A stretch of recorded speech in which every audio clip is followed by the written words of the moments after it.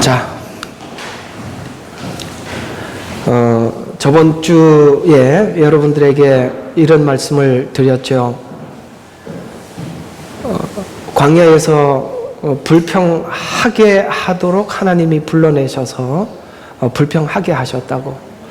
왜 불평을 하게 되느냐면 불평을 해야 되는 것입니다. 왜 불평을 해야 되느냐면 내 안에 무엇이 있는지 봐야 하기 때문에 그렇습니다. 여러분들도 참 이상하죠. 나 예수 믿고 이제는 불평하지 않고 하나님 앞에 감사하며 살기로 결정을 그렇게 했는데도 그게 오래 안 갔더란 말이죠. 그렇죠. 고개를 끄덕거려야 제가 16장을 설명을 할 수 있습니다. 그런데 감사하고 하나님 앞에 은혜스러운 시간은 얼마 안 되고 불평은 그새 보니까 불평하는 사람들이 모여요. 그 리더가 생겨. 리더의 중심은 아론이었습니다. 여러 가지 사건들이 생길 때 리더들이 생겨 거기 확 모여들습니다. 그때 하나님께서 보다 못해서 엄청난 징벌을 한 번씩 내리시죠. 그래서 이제 사람들이 더 이상 불평하지 않고. 근데 꼭 불평의 표적이 있어요. 누구를 향해서 하느냐면 이게 점점 어떤 식으로 되어가느냐면 처음에는 모세에게 그냥 불평을 했다가 나중에는 대항하면서 불평하다. 그러니까 이 모세가 얼마나 힘들었겠어요. 그러니까 이거 끝나면 또 사람들이 또 다른 방법으로 또 들어오고 나중에는 막 이런 식으로도 온단 말이죠. 야, 나도 하나님의 음성을 듣는데 너만 듣냐. 이렇게 하면서 말씀 대 말씀이 또 충돌을 해요. 모세가 전하는 말과 그 다음에 백성들이 나도 들었어라고 하는 말과 또 충돌이 되고 이해가 가죠? 그러니까 이게 여러 가지 형태로 자꾸 나타나는 거예요. 그런데 이게 계속 없어지고 싶죠, 여러분들에게도. 우리 모두가 그게 없어지고 싶어요. 근데 계속 나요. 근데 그게 나는 걸 허락하면 안 되는 거예요. 근데 없어지는 건 단 하나밖에 없어요. 내 마음이 하나님을 향해서 온전히 변화되는 것입니다. 내 마음을 바꿔놓지 않고는 해결이 안 되는 거예요. 그리고 우리는 해결되지 않는 어떤 약점들을 모두 다 안고 있어요. 그건 어디서 가져오고 온 거냐면 이미 애굽에서 가지고 온 것들이에요. 그러니까 이들이 계속 얘기했던 불평들이 이런 불평들이었어요. 우리가 애굽에 있었을 때는 이것도 먹었고 편히 살 수 있었는데 여기 나와서 힘들다. 이게 무슨 말? 옛 습관들이거든요. 이건 단순히 그냥 애굽에 있을 때 먹을 거 이야기 이런 이야기가 아니라 옛 습관들이에요. 이게 신약으로 표현하면 하나님의 새 사람을 입게는 하셨지만 옛 습관이 속에 남아 있어서 그러는 거예요. 그래서 우리가 전투를 해야 될 아까 오늘 바이러스 이야기했는데 우리가 전투를 하고 싸워야 할 대상을 표적을 정확히 정해야 돼요. 그걸 정해놓지 않으면 대상이 자꾸 모세가 되는 거예요. 아니면 하나님이 되는 거예요. 그러니까 우리를 지도하는 인도자들이 돼버리는 거예요. 그렇게 하면 안 되고 그 대상을 나로 삼아야 돼. 내 속에 있는 옛 성품으로 표적을 삼아야 되는데 표적을 저쪽으로 잡아버리니까 계속 대상이 모세가 올라오는 거예요. 이해가 가시죠? 그래서 하나님은 자꾸 얘기하는 게 너는 모세를 대적하는 게 아니라 나를 대적한다고 이렇게 표현하는 이유는 나는 너의 불평을 통해서 네 속에 무엇이 있는지 보게 하고 그걸 고치라고 했는데 그걸 자꾸 지적하는 나를 향해서 한다면 네가 지금 나를 대적하는 거 아니냐? 나는 원래 네가 불평이 올라오게 했던 목적이 그게 아니었다는 거예요. 출애굽기 이야기가 그거예요. 그 싸움이 계속 가시지 않고 있는데 왜 그러냐면 인원이 너무 많아. 이스라엘 백성들이 한둘이 아니잖아요. 그렇잖아요? 너무 많아. 그러니까 일부가 해결이 돼도 여전히 해결 안 된 사람들이 있어요. 이걸 그냥 인원수로 보는 게 아니라 우리 속에 전쟁으로 보자고. 오늘 바이러스 이야기 아까 아침에 처음 광고 시간에 잘 꺼냈는데 내가 지금 면역 바이러스가 충분하지가 않아요. 그러다 보니까 사단은 어느 시간이 좀 지나면 은혜가 떨어질 좀 옛날 성품들을 또 한번 이렇게 긁어 놓는 거죠. 그러면은 그래 나도 그래 이렇게 동의하는 사람들이 또 모여들고 또 반역이 일어나고, 이게 지금 출애굽기에 계속 일어났던 패턴 아닌가요? 그 하나님은 출애굽기를 통해서 우리에게 뭘 설명하고 있느냐면, 야, 이거는 네가 다니는 교회 문제도 아니고 네 목사 문제도 아니고 네 속에 있는 죄의 문제야. 그래서 네가 표적을 다른 타인을 잡지 말고 너 자신을 잡아봐. 그러면 끝이 나는 건데, 그걸 사람들이 못하는 거죠. 왜 못하죠? 그 이유는 제가 굳이 설명을 안 해도 여러분 개개인이 잘 알고 있을 거예요. 그걸 말을 해줘야 돼요. 아직도 사람들에게 인정받고 싶은 욕구, 아직도 사람들에게 보이려고 하는, 사실은 우리 세대가, 우리 한국인들도 그렇고, 제가 이렇게 목양을 하면서 우리 한국 정서가 좀 그런 게 있어요. 우리가 자라면서 부모님들에게 정말 사랑받고 칭찬받고 자라지 못한 세대들이에요, 우리는. 그러다 보니까 저도 제 속에 그런 욕구들이 굉장히 많다는 걸 저도 참 너무 안타깝게 제 자신과 많이 싸워왔어요. 그걸 내려놓기까지 하나님 제 인생에 얼마나 이렇게 뒤집어 놓은지 아십니까? 그래서 제가 이걸 그나마 이만큼 온 겁니다. 그게 그렇게 어려울 수가 없어요.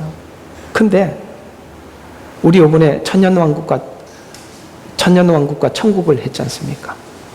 우리가 목적을 거기로 잡아야지 사람들 앞에 인정받는 거 잡지 마세요. 우리가 하나님 나라, 그분 앞에 서를, 우리 오늘 찬양 가사처럼 그날을 우리의 최종 신앙의 목적지로 잡으셔야 돼요. 남들한테 인정을 받고 박수 받는 게, 그 잠시 한번 박수 받는 게 뭐가 그렇게 소중합니까? 그 아무 소용이 없어요. 하나님 앞에 가면은 그게 상급될 게 1도 없다고요. 왜? 사람들 앞에 다 박수 받고 끝났어요. 하나님이 줄 상이 하나도 없다고요. 네가 나를 위해서 일한 게 뭐가 있냐? 네 명예를 위해서 일한 거 아니냐? 이렇게 얘기하면 끝이에요. 아무 소용이 없다니까요. 성경은, 사랑은 이렇게 이야기하고 있어요. 자기 목숨을 내어줄지라도 사랑이 없으면 아무것도 아니라고 얘기했습니다. 사람이요, 인정받으려고 자기 목숨도 내놓습니다. 그게 인간이 가지고 있는 욕구예요.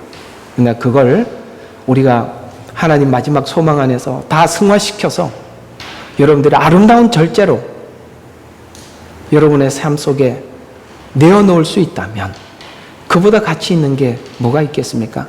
이 일을 하는데 우리가 빚어져야 하고 다듬어져야 하기에 얼마나 고통스러운 뼈를 깎는 노력을 저와 여러분이 하고 있습니까? 그러나 하나님은 이걸 아셔야 돼요. 하나님은 이 일을 다 할 때까지 멈추지 않으시다. 그러니 피할 방법이 없어요. 제가 이번에 여기 있는, 오늘 또 여기 줌에 들어오신 분도 있는데 이런 고백을 하다가 또 우리같이 이렇게 감기를 앓았어요. 근데 자기는 시편 23편에 사망의 음침한 골짜기를 다닌다는 이 시편 23편을 읊으면서 보냈답니다. 얼마나 힘들었으면 그랬겠어요. 다 시편 23편 사망의 음침한 골짜기를 한번 지나가 보는 거예요. 가면서. 그러니까 뼈를 깎는 이런 고통을 감내하면서 우리는 일부 하나님 앞에 믿음을 가지고 하나님을 바라보고 넘어서서 바라보는 그 행복, 그 영예로움, 그 다음 훗날 하나님 앞에 설 그 기대감, 이렇게 승리하면서 우리가 우리에게 주어진 이 길을 한 걸음 한 걸음 나가는 것 아니겠어요? 그렇게 한번 나가봅시다. 아시겠죠? 표적을 그러니까 이 출애굽기는 이들이 자기를 돌아보지 않고 항상 문제가 모세에게 있다고, 당신이 괜히 여기 끌고 와가지고, 그러니까 우리 마치 내가 왜 예수를 믿었던 거 이런 거 이야기하고 비슷한 거거든요. 그래 안 그러면 내가 내 마음대로 살 텐데 믿어가지고 하나님이 뭐 할 때마다 간섭하고 딴 사람들은 아무리 죄를 짓고 그래도 그냥 가만히 두시는데 왜 나는 말이지 이게 하나님이 간섭하게 해갖고 예수를 왜 믿어 죽기 전에 딱 예수 믿습니다 하고 죽고 그냥 천국 갔으면 내 마음대로 살고 천국도 가고 다 좋을 텐데 실수했다 이런 생각 하면 안 되는데 저도 해봤으니까 여러분들도 안 해봤겠습니까? 참 오늘 자 그래서 오늘 이 16장은 신광야에서 떨어진 양식 저번 주에는 물 문제 이번에는 양식이 떨어졌어요. 자 한번 불평을 어떻게 했는지 불평 내용을 보면서 우리 속에 있는 불평의 원인이 뭔지 한번 봅시다. 2절과 3절 한번 볼까요? 자, 모세와 아론에게 대항하여 불평하였는데 그들이 이스라엘 자손이 그들에게 말하기를 우리가 고기 옆에 앉아 있었던 때와 빵을 배불리 먹었을 때 이집트 땅에서 주의 손에서 죽었으면 좋았으리라. 우리를 이 광야로 데리고 나와 이 온 무리를 굶겨 죽게 하는도다 하더라. 그래서 원하는 양식을 주며 불평하게 하여 그 다음에 그래서 우리가 먹을 게 없어서 그렇구나라고 해서 하나님이 먹을 걸 줘요. 그러니까 이게 불평의 원인이라고 자기들은 생각했던 거야. 먹을 게 없으니까. 그러니까 우리가 보통 초신자 때 생각하고 있는 불평이 뭐냐면 하나님 내 여건이 개선만 되면 내가 하나님을 마음대로 섬기고 내가 지금 봉사하고 싶은데 직장에 매여서 아니면 내가 하나님 앞에 헌금도 하고 싶은데 없어서 이렇게 생각을 한단 말이에요. 근데 시간을 줘요 하나님이. 그래서 지금 오늘 이야기가 뭐냐면 먹을 양식이 없어서 불평을 하니까 먹을 양식을 줘. 그러니까 불평의 원인이 외적 조건이 불충분하다고 생각했기 때문에 불평한다고 생각을 하고 있는 거예요. 내가. 근데 줘도 불평을 해요. 그게 무슨 문제죠? 이 문제가 아니라는 걸 지금 확인시켜주고 있는 거예요.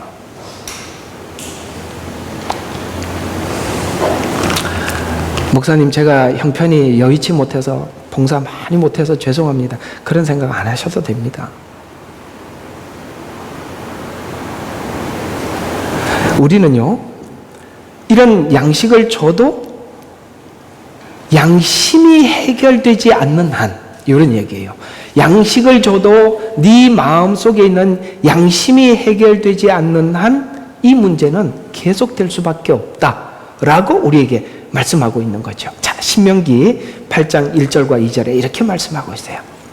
내가 오늘 내게 명령하는 모든 계명들을 너희에게 지켜 행하라. 그리하면 너희가 살고 번성하며 주께서 너희 조상에게 약속하신 그 땅에 들어가서 그것을 차지하리라. 주 너희 하나님께서 이 40년 동안 광야에서 너를 인도하였던 모든 길을 너는 기억하라. 이는 너를 겸손하게 하시고 시험하사 내가 주의 계명들을 지키는지 그렇지 않은지를 내 마음속에 있는 것을 알게 하려고 광야 생활을 했다는 거예요. 그러니까 광야 생활의 목적은 뭐예요? 내 속에 뭘 하고 있는지 알게 하는 거예요. 그래서 사람들이 그런 거예요. 넉넉할 때는 자기 속이 보이질 않아. 여기 먹을 것이 없고 불평할 수밖에 없는 똑같은 상황이 딱 오면 본성이 드러나는 거예요. 맞죠? 그래서 가족들을 케어하고 그 가족이 사회 구성원으로 잘 살아갈 수 있도록 온 가족들이 아직도 뭔가 미성숙하고 문제 있는 사람들을 끌어안고 해결을 해 주어서 사회에 내보내는 거죠. 자주 이야기를 했습니다만 선교사 훈련 중에 합숙 훈련이라는 게 있어요. 다 같이 모여서 한 아파트 안에서 두 가정이 방 한 칸씩 공동 주방을 쓰고 뭐 이렇게 합니다. 그러다 보면은 이제 막 힘든 상황에 막 그렇게 사람들이 계속 함께 살다 보면 내가 설거지를 한번 했는데 저쪽에도 해야 되는데 안 하면 한번 하면서 입이 좀 튀어나와서 그냥 하고 들어가죠. 알겠지.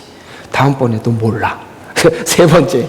그러면 입이 튀어. 한 5번쯤 되면 불러놓고, 야, 그럴 수 있어? 하고 이야기하지 않습니까?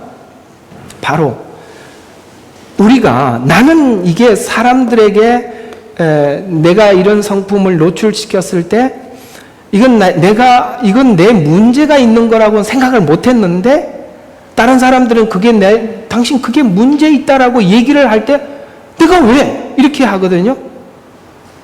그걸 하나님이 받아들이게 하시는 거예요. 그걸 받아들이게 하는 거예요.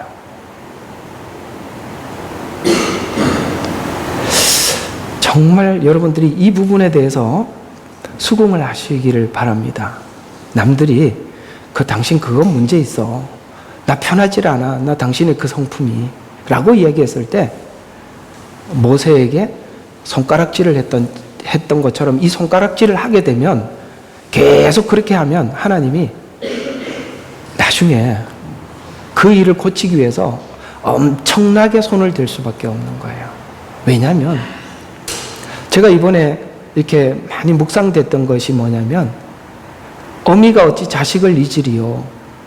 그러나 하나님은 어미가 자식을 잊는 어미는 없어요. 아마도 없을 겁니다. 아무리 해도 악한 어미도 자식은 못 잊을 거예요.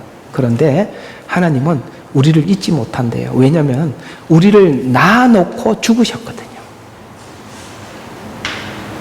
우리를 이 땅에 출생케 해놓고 죽으셨어요. 그러니까 내가 죽어서 얻은 아들인데 어떻게 하나님이 잊겠습니까? 하나님은 결코 우리를 잊지 않고 기억하세요. 그럴 만큼 사랑하시기 때문에 이 문제들을 그냥 넘어갈 수가 없는 거죠. 여러분, 여러분에게 어려움이 찾아오면 그 위기 상황 속에서 여러분이 막 하는 말들이 그게 내 속에 있는 걸 보면 돼요. 본문의 이야기 그대로예요. 내 마음속에 있는 것을 알게 하려 하심이라. 정확히 신명기 8장 1절과 2절에 말씀하고 있어요. 3절에 계속 이렇게 설명하고 있습니다. 주께서는 너를 겸손하게 하시고 너를 배고프게 하셨으면 이게 지금 열악한 환경이라는 거죠. 오늘 여기 배고파서 하나님 앞에 원망한 것처럼 말이죠. 너도 모르고 내 조상도 모르는 배고프게 해서 네 속에 있는 무엇이 있는지 보게 하셔서 그걸 고치게 하기 위해서 뭘 주셨냐면 너도 모르고 너희 조상도 모르는 만나로 너를 먹이셨으니 이는 사람이 빵으로 사는 게 아니요 주의 입에서 나오는 모든 말씀으로 사는 것을 너로 알게 하려 하심이라 라고 광야 생활의 목적을 설명해 주고 있어요. 이해가 가시죠? 너 죄를 없애고 거룩해져야 돼. 거룩해지려면 광야에 가서 네 실체를 봐야 하고 그 진짜 열악한 상황 속에서 네 입에 불평이 나오는 걸 보고 이 불평이 사람에게 처음에는 하겠지. 그러나 하나님이 시간이 지날수록 그 불평의 원산지인 나를 보게 해서 그걸 고치려면 하나님이 주시는 훈련을 받아야 돼. 그 훈련이 뭐예요? 아침마다 가서 만나를 넘치지도 않게 이상하게 이 문제를 해결하기 위해서 막 잔뜩 가져와서 먹으면 좋은데 매일 와서 먹으래. 훈련이에요. 습관이란 말이에요. 아시겠습니까? 여러분이 매주 와서 듣는 말씀이 습관이란 말이에요. 여기서 만나를 채우는 거예요. 그리고 죄를 보는 거예요. 해결하는 겁니다. 이 훈련을 계속 반복해서 매일 시키는 거예요. 몇 년? 40년. 출애굽기가 그저 재밌는 이야기 같았죠. 이게 영적 훈련장에 모인 사람들에게 들려주는 메시지예요.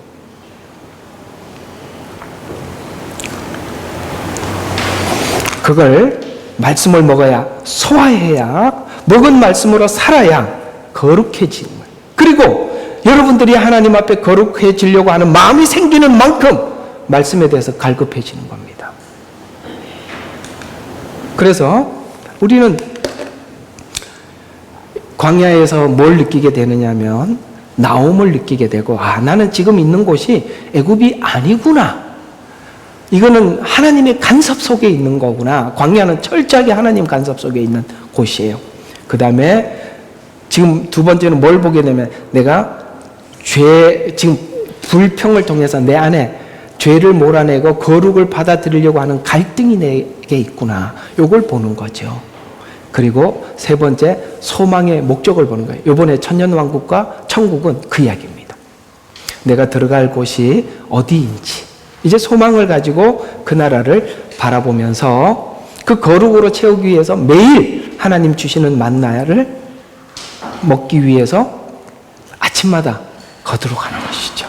바로 이 훈련을 제식훈련 하듯이 아침이면 나가게 하고, 그래서 성실함입니다. 여러분이 변화되기 위해서는 성실하셔야 돼요.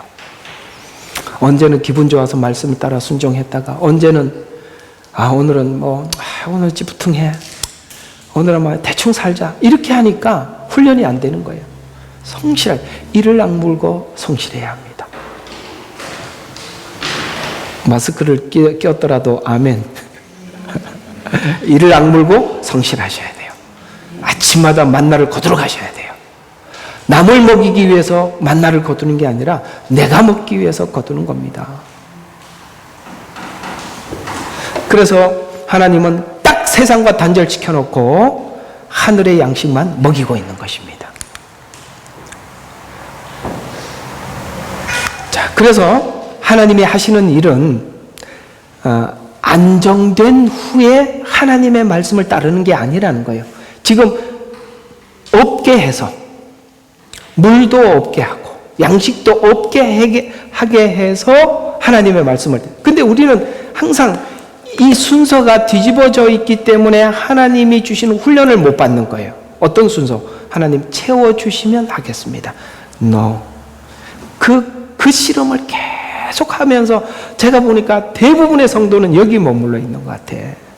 하나님, 제가 여건이 좋아지면 열심히 신앙생활 할게요. 만약에 여건이 엄청 좋아져서 여러분이 하나님의 일을 마음껏 할 수 있는 재정도 생기고 시간도 생겼다고 합시다. 그래서 열심히 주의를 했어요.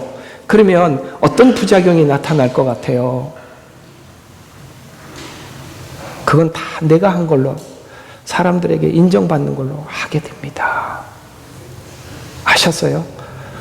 없는 모습 그대로 최선을 다하는 겁니다. 하나님은 부자가 낸 많은 헌금이라고 하지 않으셨어요.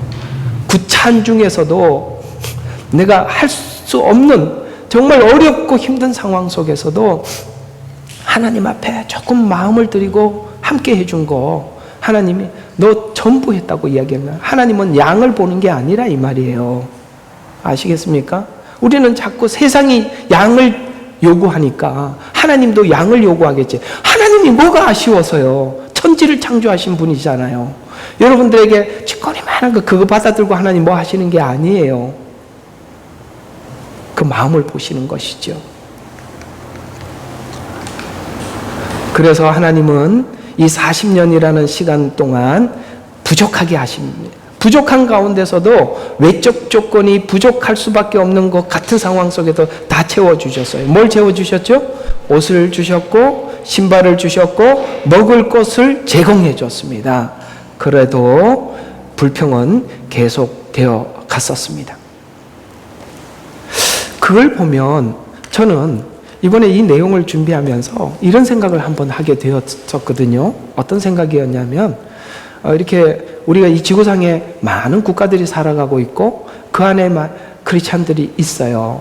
그런데 어떤 나라들은 이렇게 충분히 그나마 이렇게 채워진 나라가 있고 정말로 힘든 나라들이 있어요. 그런데 채워졌다고 해서 하나님 앞에 정말 훌륭한 신앙을 가진 사람들이 많냐? 그렇지 않다는 거예요. 이상하게 부족할 때 하나님을 찾고 부족할 때 신앙이 하나님 앞에 부르짖었는데 그 부족함이 채워지기를 구하죠. 근데 그게 채워지고 난 뒤에는 사람들이 변하더라는 거예요. 이번에 새롭게 하소서에 어떤 그 탈북자 분이 간증을 하시는데 전 정말 아무리 아파도 그거 정신 바짝 차리고 들었어요. 너무 기가 막혀서. 근데 이분이 예수님을 만났어요. 어떻게 이제 만나게 됐냐면 이제 자기가 이제 탈북을 하기 위해서 이제 막 정말 추적을 하고 자기가 도망을 와서 어떤 곳에 집이 한 채가 있어서 들어갔더니 알고 보니까 이분도 과거에 어떤 죄를 짓고 어떤 선교사님을 만나서 복음을 듣고 이제 하나님 앞에 변화된 어떤 중국인이 탈북 경로를 이렇게 하면은 탈북자들이 올 줄 알고 거기다가 거기서 살고 있는 거야. 그러니까 탈북자들이 오면 만나게 돼 있어. 그래서 거기 자기도 도망 오다가 집이 한 채에서 들어갔는데 그분을 만나서 예수님을 만난 거야. 근데 제가 하고 싶은 얘기는 뭐냐면 예수님을 만나서 탈북자들을 돕는 그 사람 이야기예요. 야, 정말 주님을 만난 사람들의 변화는 그게 옳은 거거든요. 그분이. 한 예를 들어서 이런 이야기를 하더라고요. 오는 사람들마다 넉넉히 채워주고 먹여주고 돈도 주고 이렇게 보낸답니다. 근데 이게 그렇게 보냈는데 그 간 사람들이 그걸 받아갖고 가다가 다시 돌아와서 도둑질을 해갖고 간 거야. 이 선교사님 걸. 근데 이 사람이 지금 거기 와서 이제 예수님을 만나게 되어서 그 도둑질을 한 사람들을 붙잡으러 간 거예요. 자기가 이제 보위부 출신이니까. 그 가보니까 이제 북한으로 넘어가기 전에 이제 앉아서, 앉아 있더라는 거예요. 막 두들겨 패갖고 막 묶어가지고 하여튼 힘도 좋아요. 그걸 묶어가지고 그 추운 겨울에 광에다가 처박아놓고 묶어놓고 이제 그 선교사님들이 와서 잘 잡아왔다고 도둑놈 잘 잡았다고 칭찬 들을 줄 알고 그랬는데 세상에 그 선교사 그분이 그 사람들 앞에 무릎을 꿇고 막 잘못했다고 풀어주면서 이런 얘기를 하고 자기는 너무 충격을 받았다는 거예요. 내가 당신이 뭐가 필요한지 묻고 그 필요한 걸 내가 줬었어야 되는데 내가 생각하기에 이게 필요하겠지 하고 줘서 당신들이 그게 부족해서 와서 가지고 간 거 아니냐. 정말 잘못했다고 이걸 보고 자기는 너무 충격을 받았다는 거예요. 여러분 이 이야기 듣고 어떤 생각이 드세요? 저는요. 정말 그리스도 안에서 변화된 사람들이 하나님 앞에 헌신하고 하나님 앞에 진짜 사람들을 섬기면서 살아가려고 진짜 결정한 수많은 사람들이 그게 정상이라고 봅니다. 그분이 이야기가. 근데 우리는 줬는데 훔쳐가 도둑질을 해? 이 죽일 놈들 이렇게 얘기하죠. 우리에게 받은 은혜가 은혜의 가치하고 한번 생각해 봐요. 난 그분의 말이 옳다고 생각해요.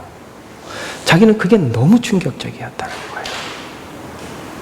우리가 그리스도를 만나서 변화되었다는 것이 어디까지냐고 한번 물어보세요. 근데 저는 열악한 나라에 있는 분들의 변화는 저는 그런 정도의 변화를 저는 많이 봐왔어요. 중국 같은데. 근데 호주 땅에는 크리스찬도 많은데 너무너무 아니야.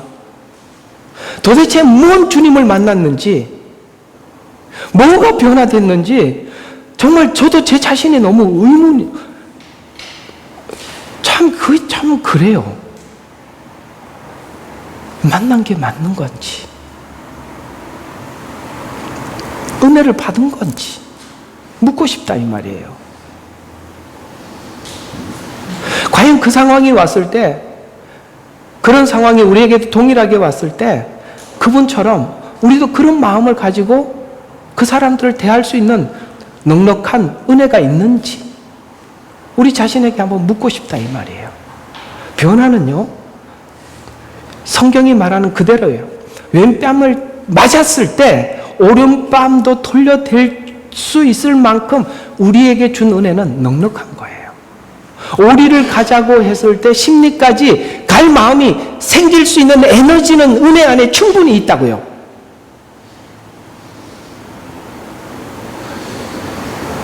오리를 동행해주고 난 뒤에 평생 잊지를 않아요. 오리를 동행해줬었는데. 참 많이 생각해 볼 수 있는 대목이었습니다. 그 아픔 가운데 제가 이렇게 잘 들었다는 것은 그 사건이, 그 내용이 너무 참 은혜로워서 기억했어요. 그래서 우리는 하나님 앞에 구하는 내용이 바뀌어야 돼요. 우리가 거룩해지기 위해서는 뭘 먹어야 된다고요? 매일 주시는 이스라엘 백성들은 매일 주시는 만나를 먹어야 되고 우리는 지금 하나님의 말씀을 먹고 채워야 하는 것입니다. 근데 우리가 구하는 내용이 자꾸 환경을 바뀌어달라고 그렇게 구하다 보니까 하나님과 우리 사이에 밸런스가 맞지를 않아. 그리고 여기 이스라엘 백성들이 계속 불평했던 그 내용을 들어보면 전부 다 애굽에서 있었던 그걸 생각하는 거예요. 그 과거의 옛 습관이죠. 옛 방식들이에요. 그게 가시질 않는 거거든요. 그걸 계속 떠올리면서 그걸 가지고 하나님 앞에 구하고 있지 않습니까? 여러분과 제가 구해야 될 것은 만나와 메추라기입니다. 만나는 신약으로 표현하자면 젖입니다. 메추라기는 단단한 음식입니다. 만나도 드시고 메추라기도 드셔서 여러분들이 그 만나와 메추라기를 먹을 수 있도록 여러분 자신이 하나님 앞에 주님, 저는 그 말씀을 사모합니다. 기다립니다. 이 간절함이 저와 여러분에게 있기를 주의 이름으로 축원합니다. 구약 전체의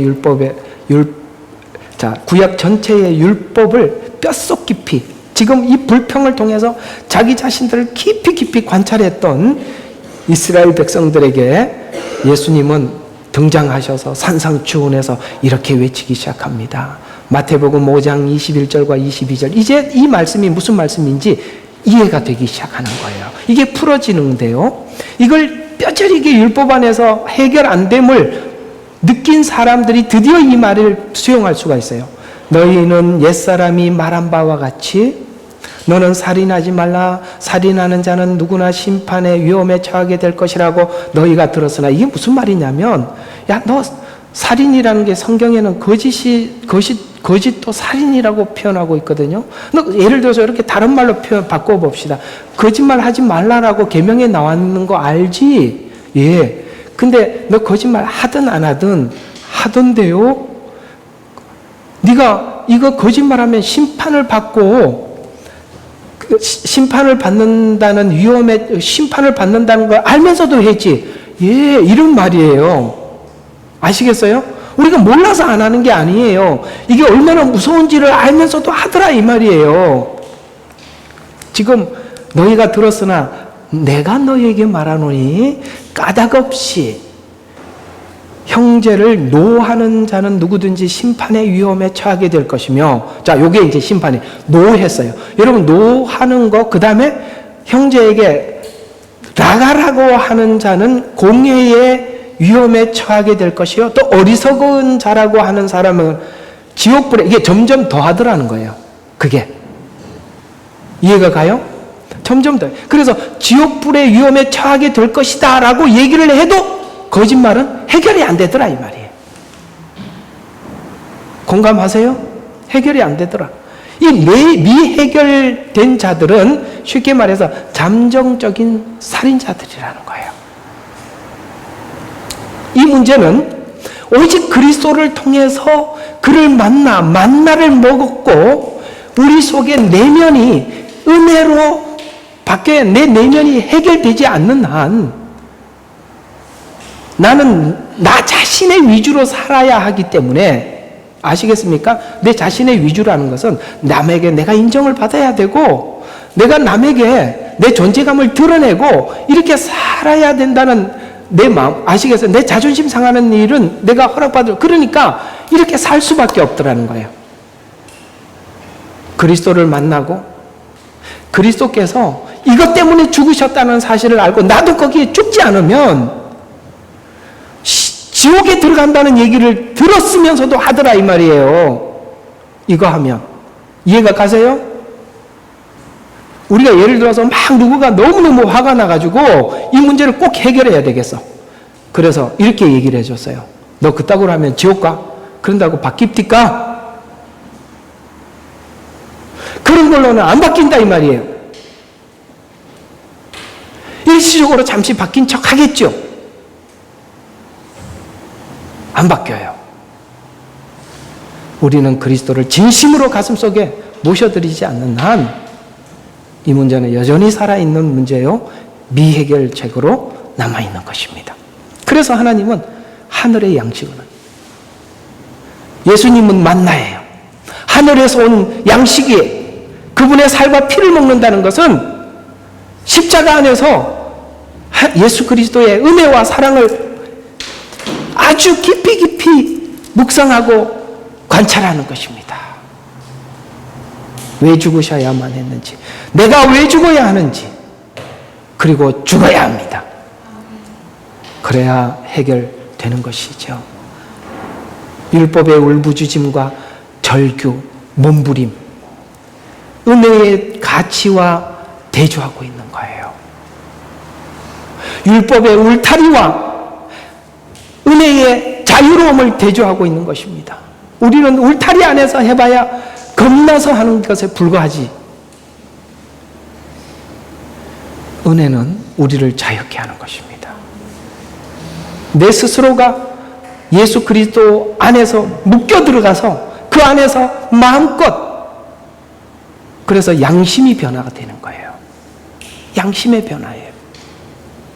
그러기까지 율법을 통해서 깊이 고민하게 하고, 오늘 출애굽기가 그거예요. 불평은 울부짖게 하고 절규하게 하고 몸부림치게 해서 말라기까지 와서 이런 질문까지 하나님 앞에 하게 하는 거죠.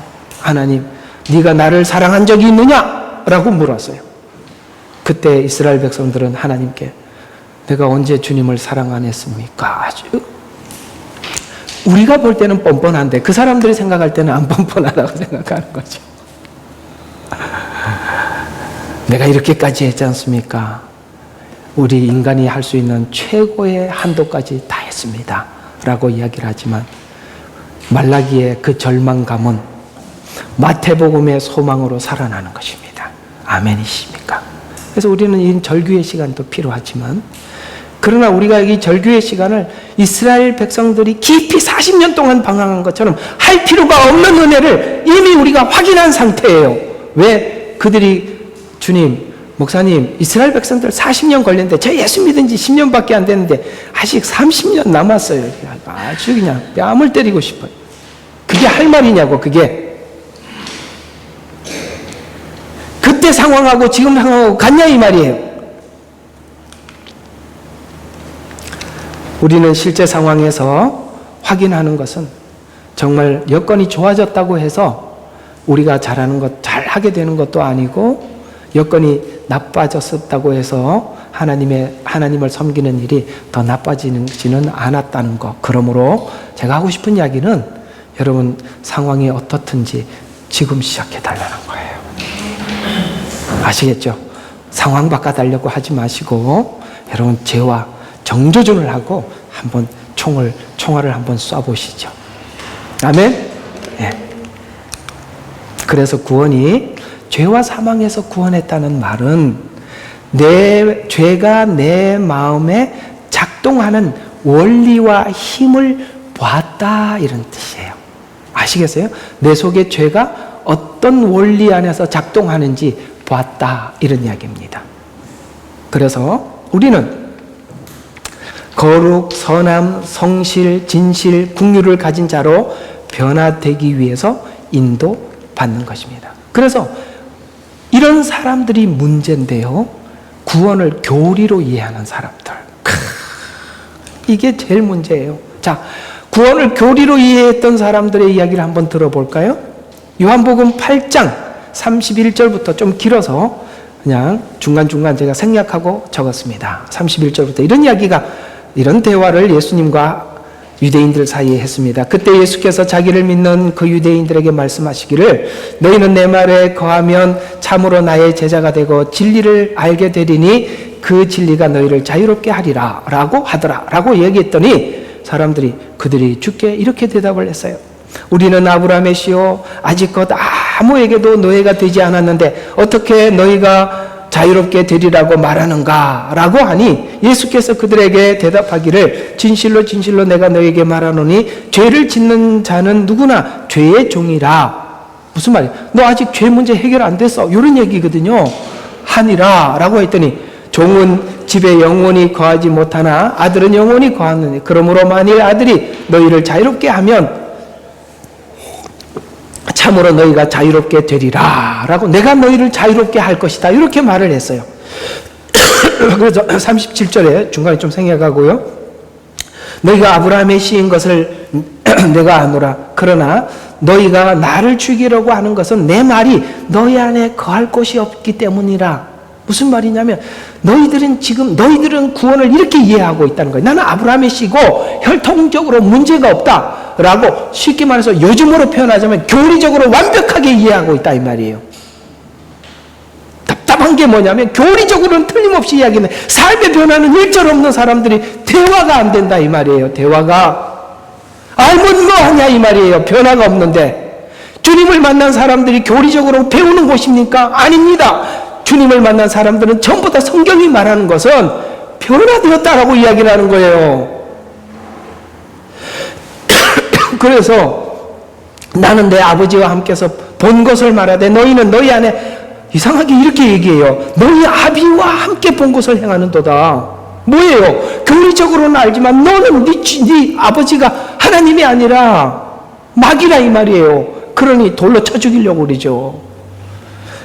라고 하시니라. 그들이 대답하여 주께 말하기를 아브라함은 우리 조상이라고 하니 예수께서 그들에게 말씀하시기를 너희가 아브라함의 자손이었더라면 아브라함의 일을 행하였으라. 그러나 이제 너희가 하나님께로부터 들은 진리를 너희에게 말한 사람이 나를 죽이려고 하는도다. 아브라함은 이렇게 하지 않았다. 너희는 너희 아비의 일을 행하는도다 하시더라. 그때 그들이 주께 말하기를 음행을 통하여 나지 아니하였으며 우리에게는 한 분 아버지가 계시니 곧 하나님이시라. 참 교리적으로는 잘 알아요. 하나님이 너희 아버지였더라면 너희는 나를 사랑하였으리라. 사랑 아시겠습니까? 교리가 믿음이 아니라 우리가 주님을 사랑하는 게 믿음이라 이 말이에요. 이는 내가 아버지 하나님으로부터 나와서 여기 왔으면 나 스스로 온 것이 아니로 그분이 나를 보내셨습니다. 이 지적이 과연 우리와 무관하다고 생각하십니까?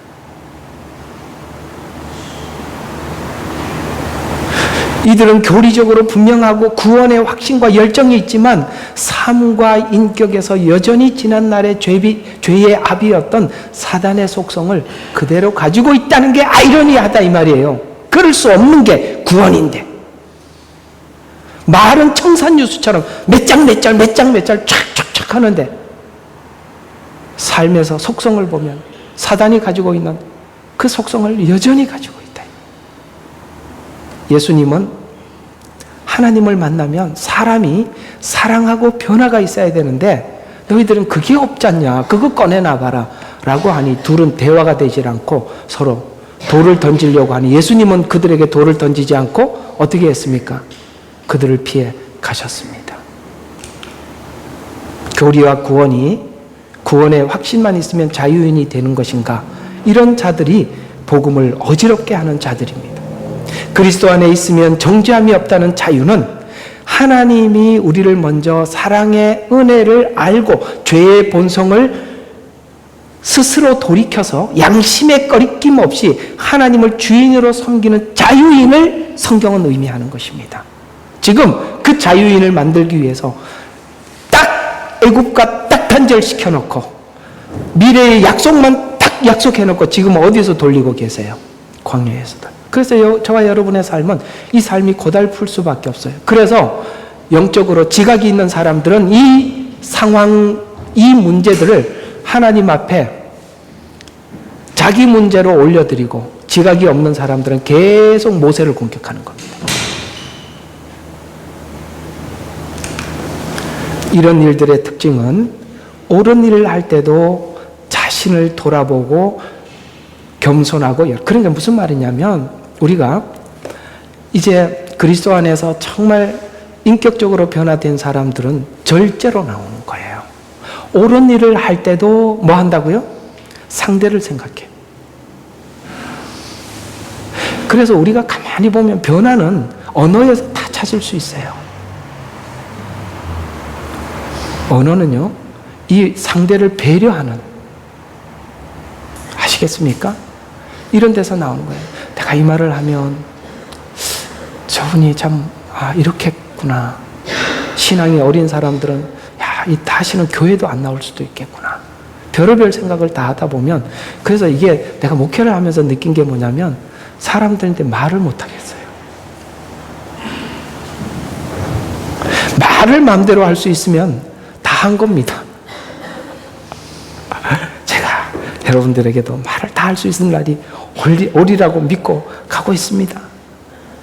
해야죠. 자, 결론적으로 말씀을 정리를 해보겠습니다. 구원에 대해서 오해를 하면 노예로 매였던 삶에서 자유를 얻고 내가 자기 기업을 누리는 교리 정도로 오해하게 됩니다. 복음을. 이런 사람들이 교회 안에서 가장 큰 강적입니다. 애굽에서 나왔어. 나는 이제 자유인이 되었어. 성진이가 언제 한번 아빠, 이분들은 예수님은 안 믿지만 아주 성경이나 이런 세상 지식에 대해서 아주 박식해요. 한번 들어보세요. 그 듣다가 보니까 이분이 출애굽 이야기를 하는데 그 출애굽 이야기를 세상 사람들이 이렇게 푼다는 거죠. 딱 이렇게 풀더라고요. 다 사람들은 인생이 애굽에서 노예처럼 산대요. 근데 그 중에 일부 지각이 있는 사람들이 인생이 이런 게 아니라고 애굽에서 나오는 탈출하는 사람들이 있다는 거야. 이 시스템 안에서. 요즘 뭐 우리가 그러면은 이제 이 세상 사람들은 그런 사람들은 뭐 자연인이네, 뭐 자유인이네, 뭐 이렇게 표현하잖아요. 그게 출애굽기 이야기라는 거야. 그래서 이 죄에 대한 인식이 없으니까 그렇게 이해할 수 있겠다 이런 생각이 듭디다. 근데 의외로 세상 사람들은요 출애굽기를 그렇게 많이 이해를 해요. 근데 문제는 교회에 있는 사람들도 많이 이해를 하고 있다니까요.